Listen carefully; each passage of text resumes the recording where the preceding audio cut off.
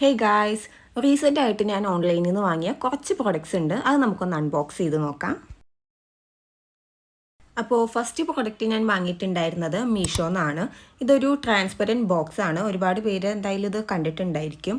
ഇതിൽ നമുക്കിങ്ങനെ ഗ്രിഡായിട്ട് അറേഞ്ച് ചെയ്ത് യൂസ് ചെയ്യാൻ പറ്റും. അപ്പോൾ ഞാൻ എൻ്റെ ജേർണലിങ്ങിന് വേണ്ടിയിട്ടുള്ള സംഭവങ്ങളെല്ലാം സെപ്പറേറ്റ് ചെയ്ത് സൂക്ഷിക്കാൻ വേണ്ടിയിട്ടാണ് ഈ ഒരു ബോക്സ് വാങ്ങിച്ചിട്ടുണ്ടായിരുന്നത്. ഇത് നമ്മളിങ്ങനെ അറേഞ്ച് ചെയ്ത് സെറ്റ് ചെയ്തെടുക്കണം. പ്രൈസ് വന്നിട്ടുണ്ടായിരുന്നത് 120 റുപ്പീസാണ്. അത്യാവശ്യം കുഴപ്പമില്ലാത്തൊരു ക്വാളിറ്റി ഉണ്ട് ആ ഒരു പ്രൈസിന്. അടുത്ത പ്രോഡക്റ്റ് വന്നിട്ട് ഫ്ലിപ്കാർട്ടിൽ നിന്ന് വാങ്ങിച്ചിട്ടുണ്ടായിരുന്ന ഒരു പെൻസിൻ്റെ സെറ്റാണ്. ഇത് കോഫി തീമിൽ വരുന്ന ബ്രൗൺ കളർ തീമിലുള്ള ഒരു പെൻസിൻ്റെ സെറ്റാണ്. 5 പീസസ് വരുന്നുണ്ട്.